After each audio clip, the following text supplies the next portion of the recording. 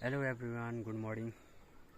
So हिजो घर आइपुगेको थिएँ। घर आएर चाहिँ मैले जुन भिडियो बनाउनु चाहिँ पाइनँ, त्यो त्यति बिजी भयो।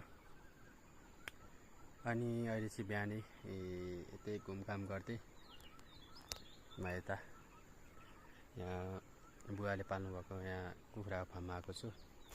यतै हेर्दैछु बारीतिर होइन, के छ भनेर, के गर्नु भएको छ भनेर हेर्दैछु।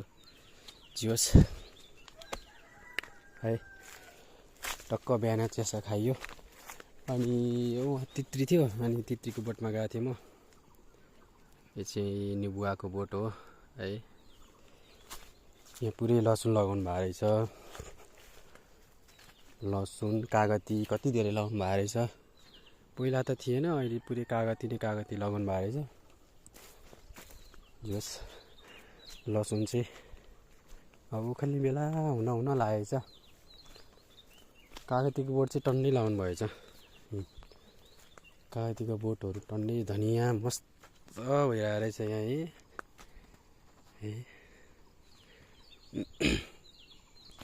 सो फेरि पनि हजुरहरूलाई नयाँ वर्षको शुभकामना छ। म्यावा रहेछ, ऊ म्यावा गजबले फलिरहेको रहेछ म्यावा है, खतरा भएर रहेछ क्या। यतैबाट जाउँ कि क्या खतरा फल्छ कि धनियाँको। यो धनियाँ पुरै धनियाँ कस्तो मग बसाइरहेछ भने अत्था कागती चाहिँ अहिले अलि फल्ने बेला भएको छैन। जियोस्, यता टमाटर लगाउनु भएको रहेछ, सागहरू पनि लगाउनु भएको रहेछ तुरीको अथै। यहाँ आँपको बोट पनि रहेछ, आँप यसपालि चाहिँ अलि फुलेको रहेछ। खास यो आँपको बोट चाहिँ सानो बोटमा फल्ने आँपको बोट हो क्या। सानैमा फल्थ्यो, यसमा चाहिँ खासै यसपालि फुल्न त फुलेको रहेछ, तर एउटा बसेको रहेछ, बसेन छ। यो तपाईँहरूकोतिर यो बोटलाई के भन्छ? हाम्रोतिर चाहिँ गोलभेडाको बोट हो है। साग चाहिँ गजबले लगाउनु भएको रहेछ, यी सागै साग होइन, सागै साग लगाउनु भएको रहेछ। हाम्रो घर चाहिँ उहाँ छ। अनि म त्यतै हुँदैखेरि अनि ऊ त्यो बोटमा आएको क्या तित्री पनि भन्छ, इम्नी पनि भन्छ। धेरै बुझ्ने मान्छेहरूले चाहिँ इम्नीमा बुझ्छ है, हामी चाहिँ तित्री भन्छौँ। अनि धेरै वर्ष भइदियो कि तित्री नखाएको, तर पहिला त टन्नै खाइन्थ्यो तित्री, अहिले चाहिँ खासै खाइँदैन।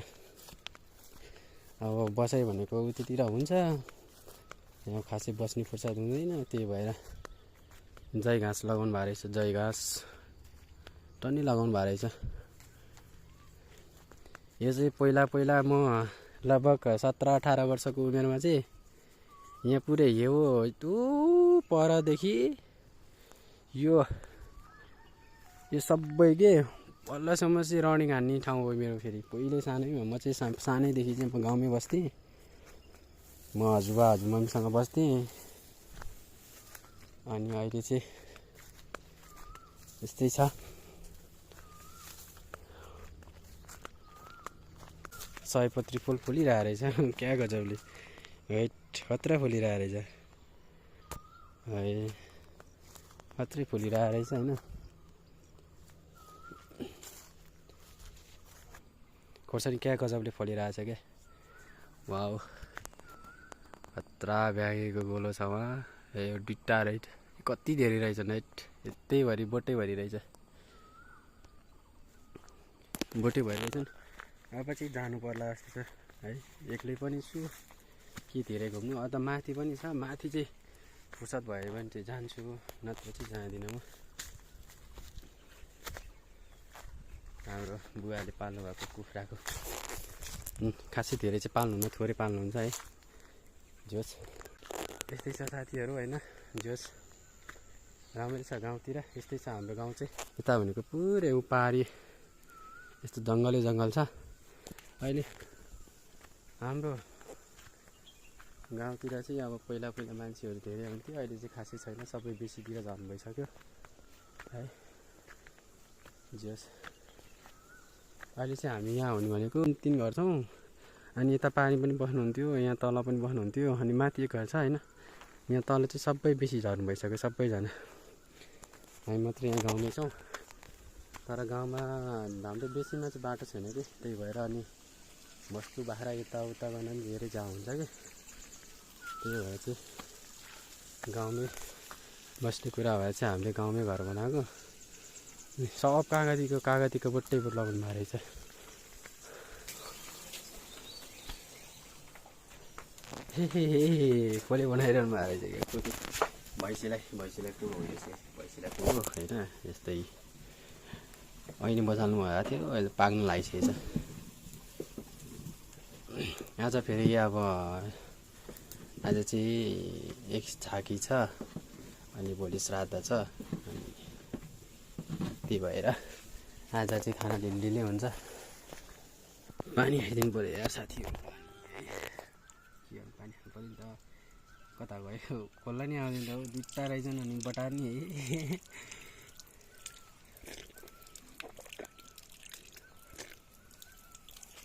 गाउँको पानी भनेको गाउँको पानी हो साथीहरू।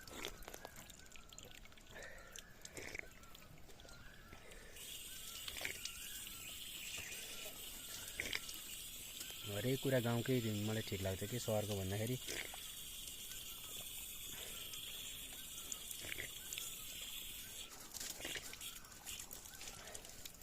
खतरा लाग्छ क्या मलाई गाउँको पानी। पानी त ठुलो आउँदैन साथीहरू, म सानो खोलेको होइन।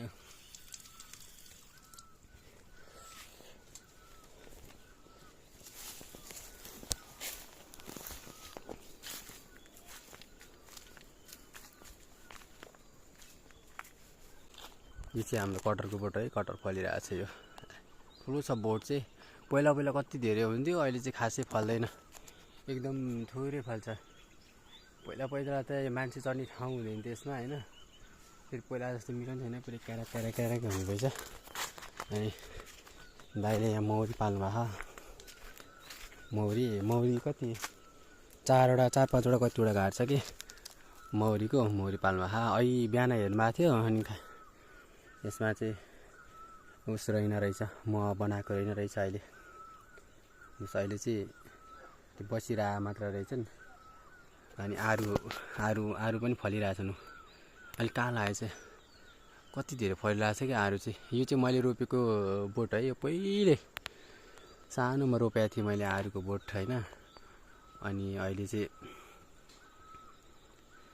रोपेको छैन, यस्तो छ। यो तल देखिरहेको चाहिँ, यो तलको चाहिँ तामाकोसी खोला हो होइन। यो पारी भयो, यो पारी भनेको पारी, यो घुर्पाङ, त्यो गेलु भयो। जस यस्तै छ, डाँडा काँडाको बिचमा बसिरहेछौँ कि हामी। चारैतिर डाँडा छ, बिचमा बसिरहेछौँ है, यस्तै छ। यो चाहिँ ल साथीहरू, यो चाहिँ म हजुरलाई भन्छु होइन, यो अझै राम्रोसँग देखिन होइन। यो के को बोट हो भन्नुहोस् है ल, यो होइन, यो के को बोट हो हजुरले भनिदिनुहोस् ल, म भन्दिनँ है यसको नाम चाहिँ, कसले चिन्नुहुन्छ है त। यो कागतीको बोट भइहाल्यो यो। अनि यो चाहिँ मैले सब पहिले रोपेको के, म गाउँमा बस्दाखेरि नै रोपेको आफू बोट हो यो चाहिँ। सबै यो भयो, त्यो भयो, यो भयो, यो चाहिँ होइन, यो पहिल्यै थियो होइन। त्यो भयो, यो पनि मैले रोपेको क्या, यो आँपको बोट यो सब मैले रोपेको। यहाँ पनि छ मौरी घार एउटा है।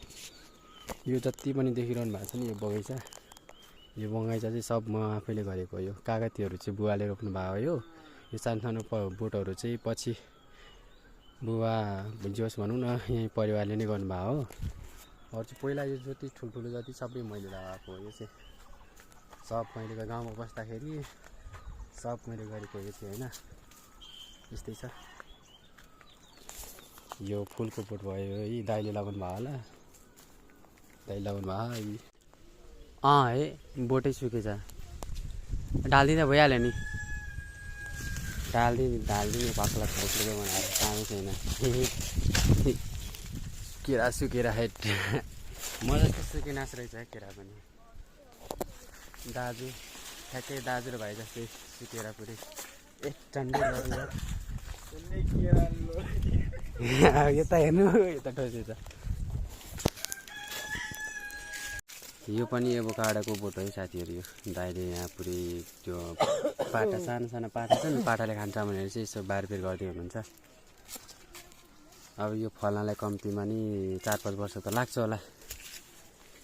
यो बोट हुर्किँदा ओर्दा लाग्दैन किन र? तर मैले 4-5 वर्ष भनेको थिएँ, दाइले चाहिँ अब 2-3 वर्षमै फल्छ भन्दै हुनुहुन्छ। तर के हुन्छ होइन, दाइ यहाँ बार्दै हुनुहुन्छ है। दाइ जेठो दाइ माइलो भाइ कान्छो चाहिँ घरमै छ, सुतिरह होला ऊ चाहिँ। मैले दाइलाई ट्याक्कै यहाँ देखिहालेँ नि, त्यही आएको। सुतन दास होइन, अर्को के भन्छन् नि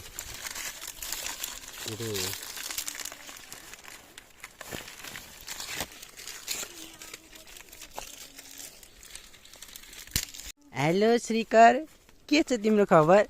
ठीक छ। तिम्रो नाम के हो भन त? शिकर हो? ओहो कस्तो राम्रो नाम रहेछ त नि है। बाबा खै त बाबा? ल हेर है, ह्यान्डसम हाम्रो जेठो दाइको बाबु है, कान्छो बाबु हो यो चाहिँ होइन। नाम भनिदेऊ त फेरि, भनिदेऊ न, यता यता यहाँ हेरेर भनिदेऊ न, यहाँ भाग्यो।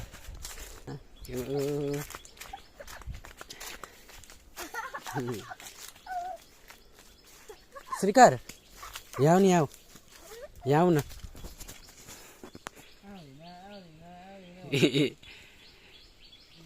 काले भाइ चाहिँ होइन, गोरे नै छ है एकदम। कति धेरै गोरो छ होइन त श्रीकर? तिमी कति धेरै गोरो छौ है, होइन त? हो कि न श्रीकर? तिमी कति धेरै गोरो छौ है? चुलबुले भाइ हो के, चुलबुले भाइ। ए लाग्छ टाउकोमा, ढुङ्गा फ्यालिरहेको छ होइन, आफ्नै टाउकोमा लाग्छ।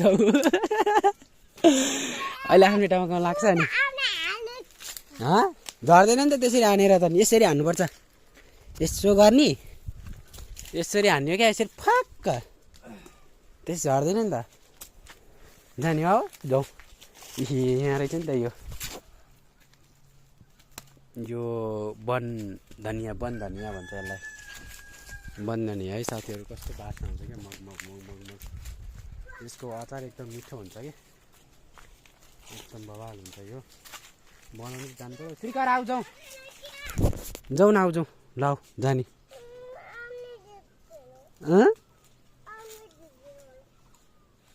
के भनेको बुझेन मैले, आउने दिदिनँ भनेको? फ्लावर भन, रोज भन न, होइन रोज रोज भन न, रोज। फ्लावर भन न, फ्लावर यसको नाम फ्लावर हो कि न? रोज भन न, रोज। के अरे हो रोज है, नोज होइन रोज, रोज भन त। ल जाए फ्लावर भन त। फ्लावर। अब चाहिँ हाम्रो गाउँको बाटो चाहिँ पिच हुन लागिरहेछ है। अब लगभग पिचकै अन्तिम चरणमा हो यो चाहिँ, पुरै पिच हुन लागिरहेछ।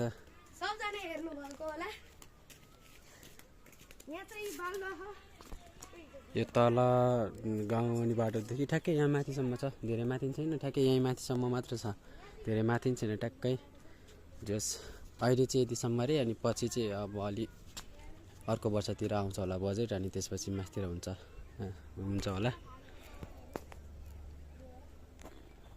यो चाहिँ अहिले पिच गर्नलाई रेडी भएको। यो टर्निङमा चाहिँ उस छ अरे, ढलान छ अरे, अनि बाँकीमा चाहिँ, अनि टर्निङ जति सबैमा चाहिँ ढलान, अनि बाँकीमा चाहिँ पिच भन्ने कुरा सुनेको थिएँ मैले चाहिँ। त्यही नै हुन्छ होला होइन। हाम्रो ट्याकेट उहाँ चाहिँ हाम्रो हस्बेन्ड हुनुहुन्छ है।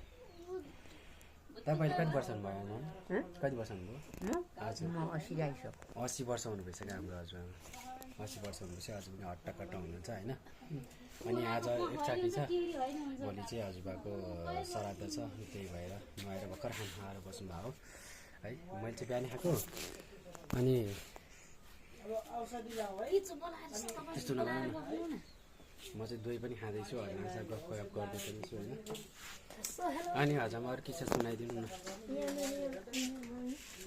अब अझ के छ, सन्चै छ, खाइरहेछौँ, बसिरहेछौँ, आनन्दै छ, अहिले सबैलाई सन्चै छ। हजुर अझ के भन्नु छ? उहाँ चाहिँ हाम्रो मम्मी हुनुहुन्छ होइन, मेरो मम्मी। अनि उहाँ हजुर म यता दही खाँदैछु है। गर्मी छ, घाम कस्तो लागिरहेछ। अनि उहाँ पर चाहिँ हाम्रो बा पनि हुनुहुन्छ उहाँ। अनि अरू केही भन्नु त हजुर? अरू भन्नु केही छैन।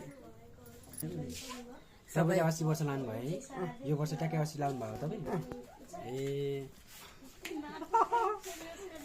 यसो लागिसक्यो। अब भर्ता खाएको त हजुरबा हुँदाखेरि 7 वर्ष खाएको। ए भत्ता कति आउँछ हजुर?